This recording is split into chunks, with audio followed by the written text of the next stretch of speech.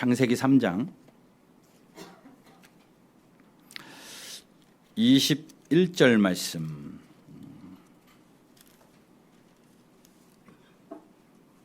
우리 한 절만 같이 읽어봅시다. 창세기 3장 21절 같이 읽습니다. 시작. 여호와 하나님이 아담과 그의 아내를 위하여 가죽옷을 지어 입히니라. 아멘. 이 의식주라는 주제로 하나님의 말씀을 지난주부터 나누기 시작을 했습니다. 지난주는 서론에 대한 왜 의식주가 필요하냐, 인간에게도 의식주가 필요하다면 우리 그리스도인들에게도 의식주가 있지 않을까, 그런 기본적인 것들이 무엇인가 좀 생각해 보고 있습니다. 말씀을 준비하면서 그런 생각들이 떠올랐어요.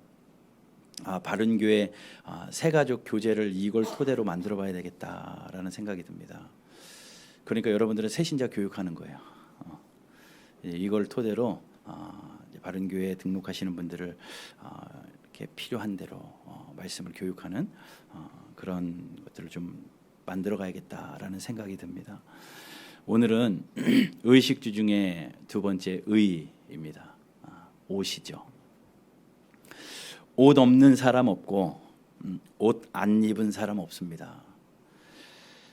옷의 질의 차이는 있고 또 옷의 가격의 차이는 있을지 몰라도 옷 없는 사람 또한 없습니다.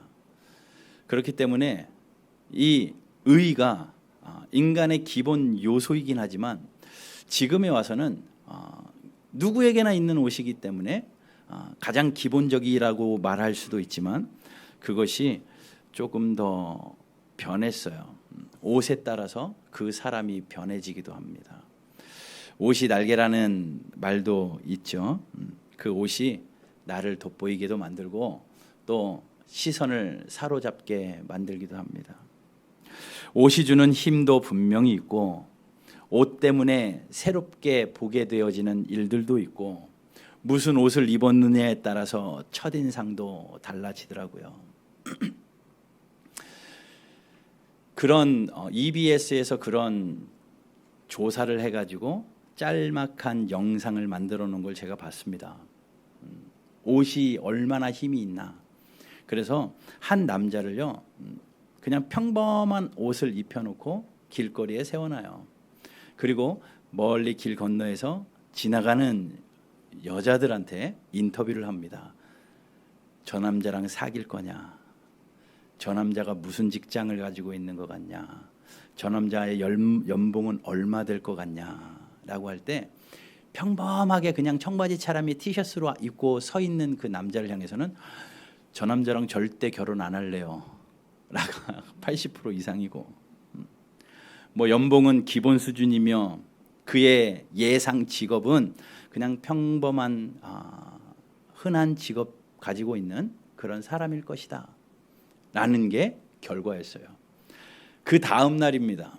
똑같은 장소에서 깔끔하게 외모를 바꾸고 좋은 옷을 입혀놓고 딱 정장 차림으로 세워놨습니다. 똑같은 사람이요. 하루 차이로. 그리고 동일하게 지나가는 여자들한테 질문을 합니다. 그랬더니 어제와는 전혀 다른 90% 이상이 저 사람이랑 사귀어볼 마음이 있다. 저 사람의 연봉은 이 정도 될 것 같고 직업군도 뒤에 사자가 들어가는, 목사만 빼고 사자가 들어가는 그런 직업을 가졌을 것이다 라고 이야기하더라고요. 요즘에는요 그래도 목사가 조금 인기가 있어진 것 같아요. 옛날에는요 진짜 그랬는데 예전에는요 대학생들한테 남편이 가졌으면 좋을 직업 이렇게 하면 뭐 의사, 검사, 판사, 변호사 막 사사사사 다 사자예요. 그런데 목사도 있기는 해요. 근데 이발사 다음이에요. 이발사도. 근데 요즘에는 이발사보다는 올라갔대요. 뭐 목사는 직업은 아니지만 그래도 하여튼 그 여자들이 그렇게 판단을 한대요. 옷이 주는 힘이 분명히 있다라는 거죠. 또 우리도 무슨 옷을 입었느냐에 따라서 행실도 달라집니다.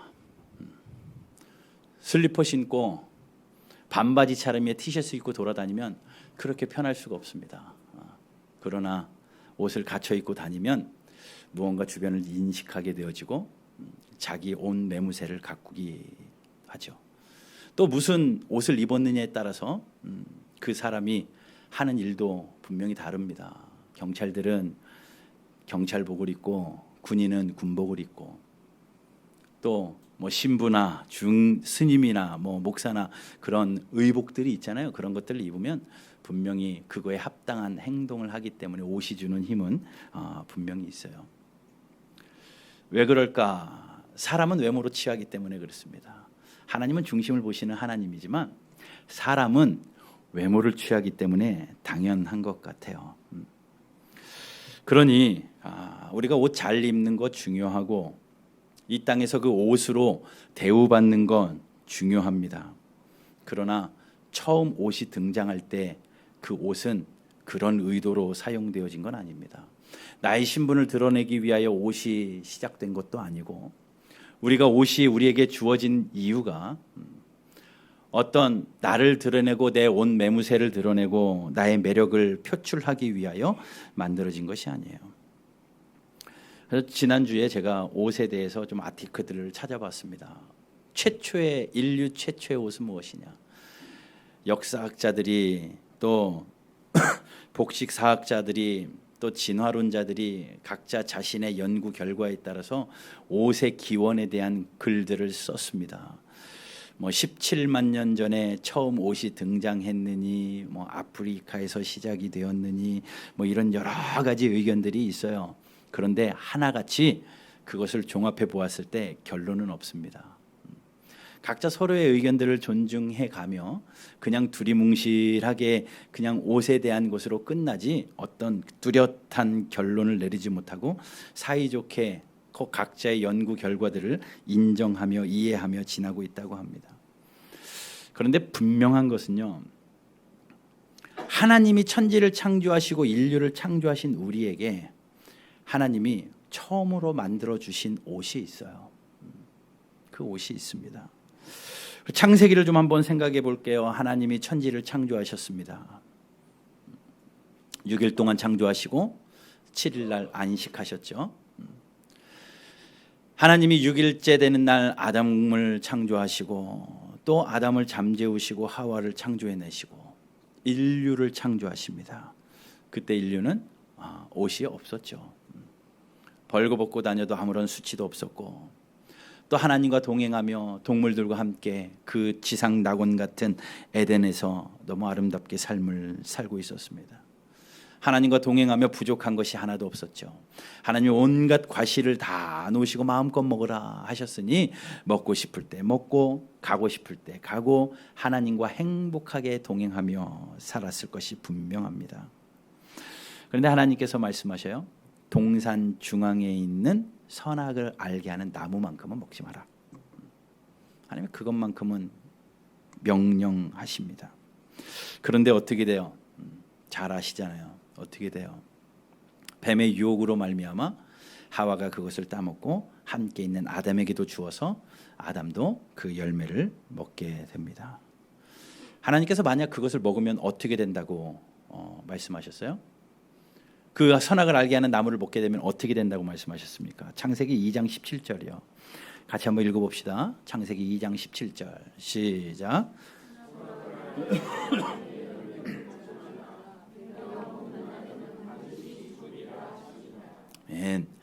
먹는 날에는 반드시 죽으리라. 자, 그러니 이제 아담과 하와가 어떻게 됐어요? 먹었잖아요. 죽어야 돼요. 반드시 죽어야 돼요. 당장 먹는 순간 죽어도 할 말이 없습니다. 그 죽음은 그냥 생명을 다하는 죽음을 넘어서 하나님과의 관계가 완전히 끝나버린 거예요. 그전에는 하나님과 동행하는 하나님의 형상으로 지음받은 인간이 하나님과 동행하며 행복한 하루하루, 근심 걱정 없는 하루하루, 노동 없는 하루하루를 살고 있었는데 그 죄 때문에 하나님이 명령하신 그 명령을 어김으로 말미암아 인간들이 하나님과 벽이 생기기 시작을 한 겁니다. 하나님과 영적으로 단절되어지고 결국은 죽게 되어지는 인생이 됩니다. 하나님이 인생을 창조하신 목적이 죽이려고 창조하신 건 아니잖아요. 죄의 구렁텅이로 빠져넣어뜨려 가지고 그냥 신음하다가 인생 끝날 목적으로 하나님이 창조하신 게 아니라 하나님의 형상으로 창조하셔서 하나님이 그와 늘 함께 동행하기 위하여 하나님이 아름다운 존재로 창조하셨는데 인간이 실수하여 죄 지음으로 말미암아 하나님과 단절되었으니 하나님의 마음이 얼마나 아픕니까? 아담을 죽여도 할 말이 없어요. 근데 결국은요, 아담이요 930살까지 살아요.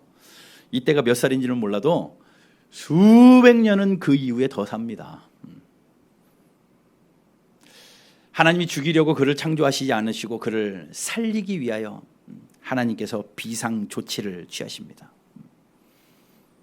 내가 이렇게 창조한 인생이 아닌데, 죽도록 만든 인생이 아닌데, 죽을 수밖에 없는 위기 가운데 있는 그 인생들을 향하여 비상 조치를 취하셔요. 그냥 이대로 두면 안 되겠다. 비상 조치를 취하십니다. 그 비상 조치가 가죽옷이에요. 죄 때문에 수치가 드러나서 부끄러워하고 있는 그들, 하나님 앞에 섰을 때 아무런 부끄러움 없이 떳떳하게 하나님 앞에 섰던 그들이 죄를 짓고 나니까 무엇이 깨달아지냐면 자기의 수치가 드러나서 나뭇가지로 자기의 부끄러운 부분들을 가리고, 또 하나님을 마주할 수 없자 하나님을 피해서 여기저기 숨어 다니면서 하나님을 두려워하고 맙니다. 죄 때문에 그렇게 되거든요. 죄 때문에. 하나님이 그렇게 피하는 인생을 창조하신 것이 아니니 다시 회복의 길을, 수치를 가리우고 하나님 앞에 나올 수 있는 길을 하나님께서 비상 조치로 취하시는데, 그것이 가죽 옷을 만들어서 그들에게 입히셔요.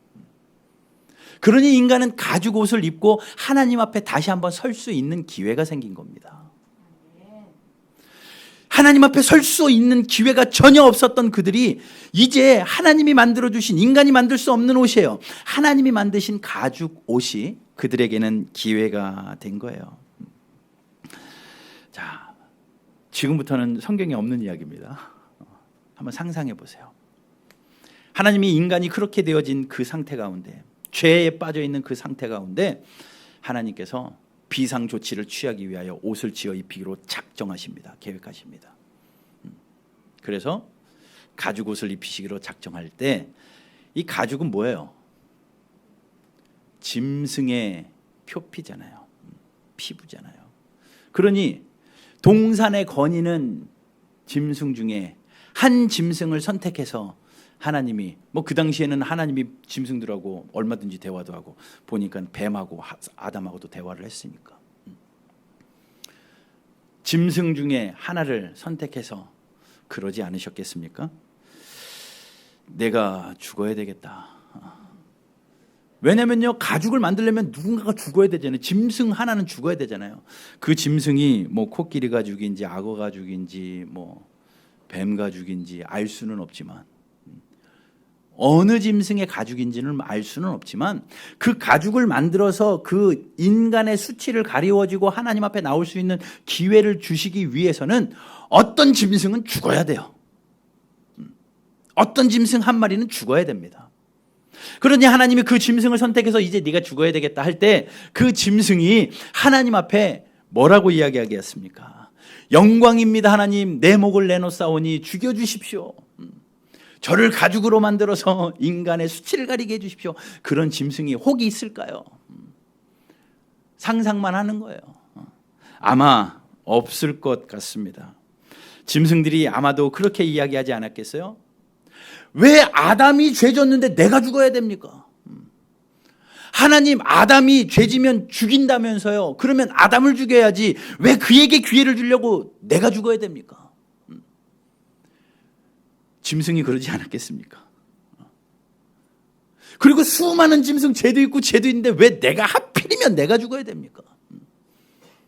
하나님 앞에 따지듯이 물었을 겁니까? 왜 내가 죽어야 됩니까? 왜 저 사람 때문에 내가 죽어야 됩니까? 왜 납니까? 어찌하여 나를 죽이십니까? 어찌하여 나를 죽이십니까? 이 절규가 뭐냐면요, 신약의 십자가에서 예수님이 하신 절규예요. 엘리 라마 사박다니, 하나님이여 나의 하나님이여 나의 하나님이여 어찌하여 나를 버리십니까? 왜 온 인류가 죄졌는데 내가 죽어야 됩니까? 그러니 이 가죽옷은요, 예수 그리스도의 속죄의 예표입니다. 자, 다시 돌아옵시다. 가죽옷을 만들기 위해서는 짐승이 죽어야 되고, 그 짐승을 죽기 위해서는 피가 흘려져야 돼요. 피가 흘려지고 그 짐승이 죽어져야만 가죽옷이 만들어지고, 그 가죽옷을 통해서만이 인간이 하나님이 만들어주신 그 옷을 통해서만이 수치가 가리워지고 하나님 앞에 설 수 있는 채널이 생기는 겁니다. 결국은요, 아무도 하나님 앞에 설 수 없는 인생들인데 그 짐승의 피 흘림 때문에 하나님 앞에 설 수 있는 채널이 생기는 거예요. 이 가죽옷의 사건이요. 이제 구약으로 가서 하나님께서 모든 출애굽한 백성들에게 하나님 앞에 나올 수 있는 길을 얘기해 주시는데, 그것이 제사로 변합니다. 가죽옷을 입었던 아담과 하와의 후손인 이스라엘 백성들이 하나님 앞에 나아갈 수 없는 존재들인데, 하나님을 찾을 수 없는 존재들인데 하나님을 찾을 수 있는 채널이 생겼으니 그것이 짐승의 각을 떠서 제사를 드리고, 그 피 흘림의 제사로 나의 죄를 씻어 하나님 앞에 나아갈 수 있는 길이 생기게 되었어요. 그러니 이 가죽옷은요, 하나님 앞에 나아갈 수 있는 채널이라는 겁니다. 가죽옷은 인간이 범죄하여 만들어진 옷이지만 어떻게 보면 하나님의 사랑의 표현입니다. 인간의 죄를 가리우시기 위한 하나님의 방법이었지만, 그냥 죽여도 그만인 그것을 짐승을 죽이면서까지 그의 수치를 가리며 하나님 앞에 나오게 하시는, 하나님의 형상으로 만든 인간들을 향한 하나님의 뜨거운 사랑의 표현, 그것이 바로 가죽옷이에요. 이 가죽옷 누가 입어야 되느냐? 아담과 하와만 입어야 되느냐? 아니요, 우리는 다 그 옷이 필요한 사람들입니다. 우리는 우리의 힘으로 하나님 앞에 설 수 없다니까요. 우리는 나의 선행으로 하나님 앞에 나아갈 수 없다니까요.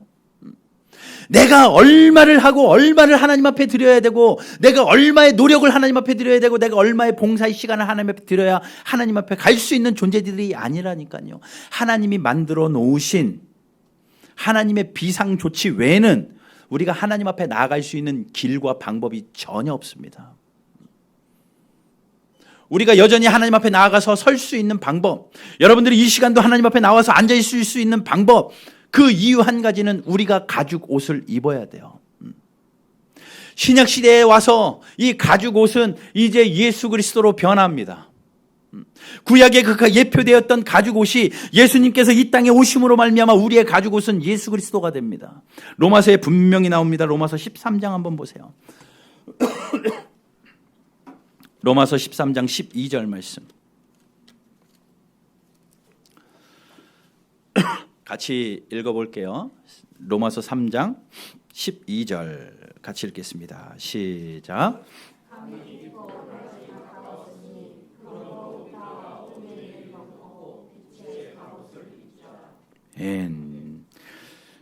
또 13장 13절 말씀까지 읽어보겠습니다. 로마서 13장 13절 시작.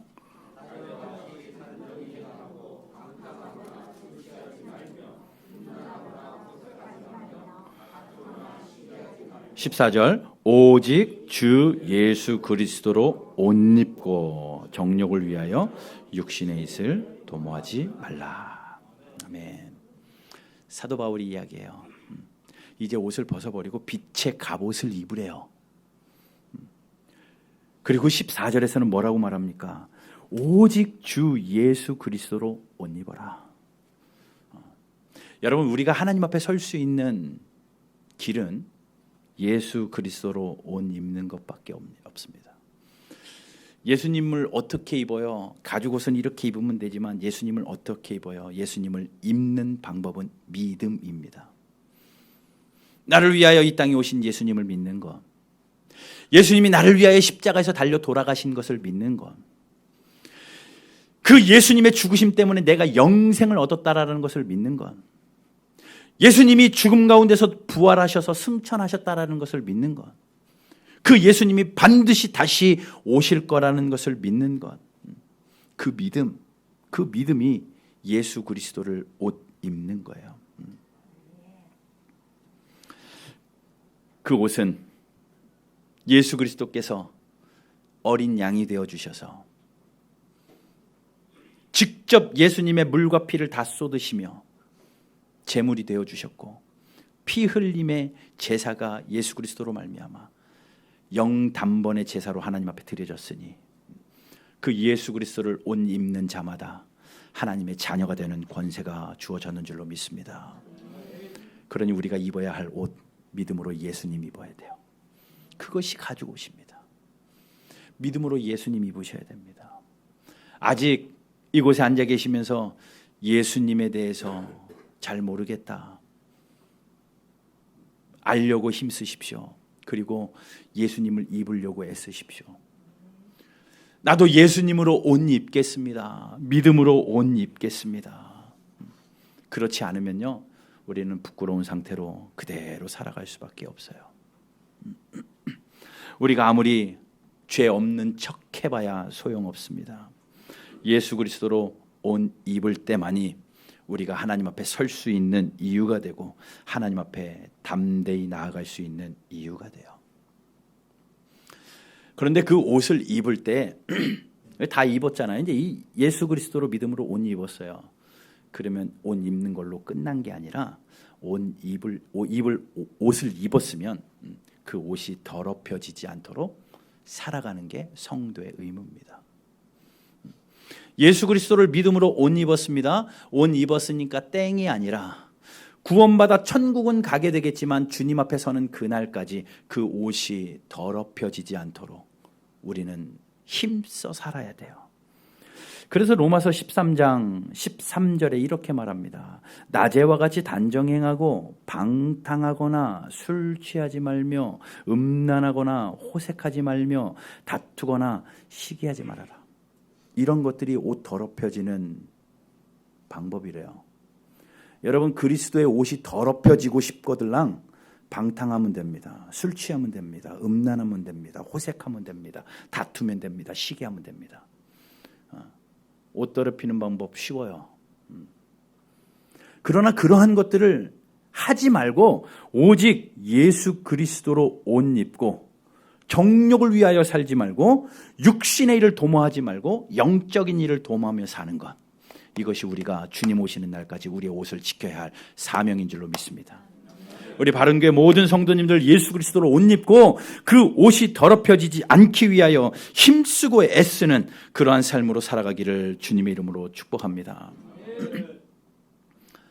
분명히 그 옷이 더러워질 수도 있어요.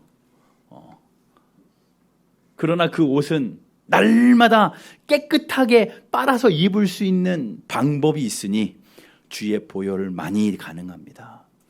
예수 그리스도의 피만이 우리의 옷을 깨끗이 할 수 있으니 날마다 주의 전에 나와 십자가의 보혈로 우리의 의복을 깨끗하게 하여 주님 오시는 날까지 우리의 예수 그리스도의 옷이 더럽혀지지 않는 그런 복이 있기를 주님의 이름으로 축복합니다. 찬송가 259장 한번 펴보세요. 가사를 한번 볼게요. 찬송가 259장 3절 보세요. 3절. 주님 예수 다시 올 때 그대는 영접할 예복이 있는가? 주님 예수님 다시 오실 때 여러분들 영접할 예복 예수 그리스도 하나밖에 없습니다. 그 예복 입으셨습니까? 그대 몸은 거룩한 곳 천국에 들어갈 준비 됐는가? 천국에 들어갈 준비는 예수 그리스도로 옷 입는 것, 그것밖에 없다라는 겁니다. 4절 말씀 보세요. 모든 죄에 더러워진 예복을 어떻게 해요? 주 앞에 지금 다 벗으래요. 여러분, 예복이 지난 한 주간 동안 많이 더러워졌잖아요. 육신의 일 도모하다가 술 취하고 방탕하고 정욕대로 살다가 그 옷 더러워졌잖아요. 더러워진 채로 주님 앞에 설 수 없다니까요. 어떻게 말씀합니까? 더러워진 예복을 지금 다 벗어서 샘물같이 솟아나는 보혈로 눈보다 더 이게 씻으라.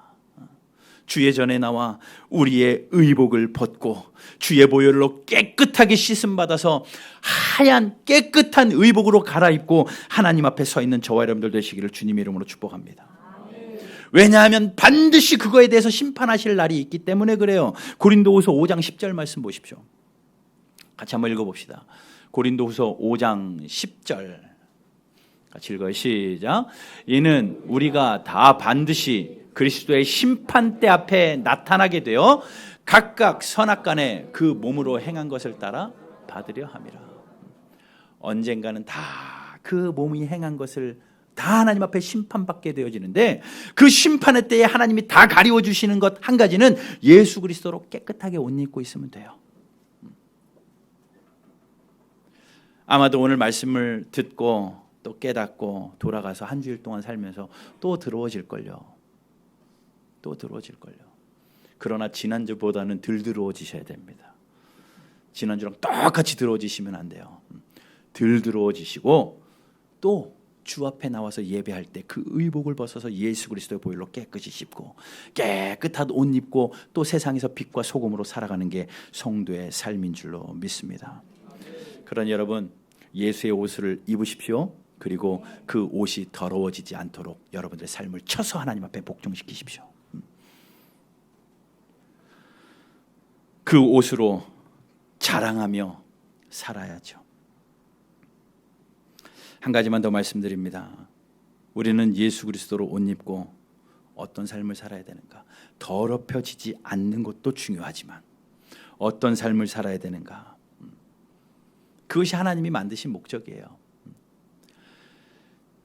지난주에 이미 서론으로 말씀드렸지만 예수 그리스도로 옷 입은 성도는 그 옷이 더럽혀지지 않도록 살면서 그 삶의 순간순간은 어떻게 살아야 되는가? 찬송의 옷을 입혀주셨으니 찬송으로 살아야 됩니다. 오늘 본문 말씀을 한 군데 같이 더 봅니다. 이사야 61장 3절 말씀입니다. 이사야 61장 3절 우리 같이 한번 읽어보겠습니다.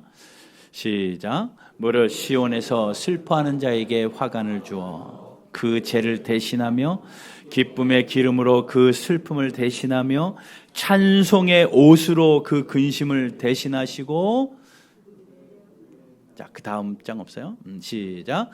그이들이 의의 나무 곧 여호와께서 심으신 그 영광을 나타낼 자라 일컬음을 받게 하려 함이라. 찬송의 옷으로 찬송하는 삶을 사는 사람 여호와께서 심으신 영광을 나타낼 자입니다. 하나님이 만드신 목적이 바로 그래요. 하나님이 우리를 왜 지으셨는데요? 이사야 43장 21절 말씀 한번 같이 읽어봅시다. 이사야 43장 21절 시작. 이 백성은 내가 나를 위하여 지었나니 나를 찬송하게 하려 함이라. 하나님이 우리를 지어놓으시고 지으신 이유가 찬송받기 위하여 찬송하도록 만드셨대요. 그러니 우리가 찬송의 옷을 입고 하나님을 찬송하는 것, 하나님이 만드신 목적에 맞게 살아가는 거죠. 그런데 하나님과 관계가 틀어져 버렸으니 하나님 앞에 찬송할 수 없고, 하나님과 관계가 틀어져 버렸으니 하나님 앞에 나아갈 수 없기 때문에 하나님이 찬송받으셔야 되고 하나님 앞에 나오게 하기 위하여 가죽 옷을 입혀주셨고, 이제 그 관계가 회복되니 다시 찬송의 옷을 입혀주셔서 우리로 하여금 하나님 찬송하는 삶을 살게 하십니다. 여러분, 그러니 우리는 예수 그리스도로 옷 입어야 되고 그 옷이 더러워지지 않기 위하여 힘쓰고 애쓰며 살아야 하며 그 옷 입고 해야 될 것 하나님 찬송하며 사는 그러한 삶인 줄로 믿습니다. 찬송이라는 것은 무엇입니까? 하나님께 감사와 기쁨의 감정을 표현하는 행위입니다. 우리가 이게 찬송합시다, 찬송 이런 것은요, 633년 톨레도 종교회의에서 찬송은 노래로 하나님 앞에 하는 것이다라는 그 정의가 생겨서 그렇지, 원래 하나님의 찬송의 뜻은 하나님께 감사와 기쁨의 감정을 표현하며 사는 것, 이것이 찬송이에요. 그러니 여러분, 예수 그리스도 옷 입고 이번 한 주간 그렇게 찬송하며 사셔야 됩니다. 곡조로 하나님을 찬송하시든지 기쁨과 감사로 하나님을 높여드리든지 하나님을 기억하며 하나님 앞에 나의 감정을 다하여 하나님 앞에 기쁨으로 살아가는 그런 저와 여러분들이 되시기를 주님의 이름으로 축복합니다. 이번 한 주간 작정하십시오. 각오하십시오. 내가 예수 그리스도로 옷 입은 것을 다시 한번 확인하고 더러워진 옷이 있다면 벗어서 빨아서 깨끗하게 입으시고 또 찬송의 삶으로 하나님 앞에 영광 돌려서 성도의 마땅한 삶을 살아가는 이번 한 주간 저와 여러분들의 삶이 되시기를 주님의 이름으로 축복합니다.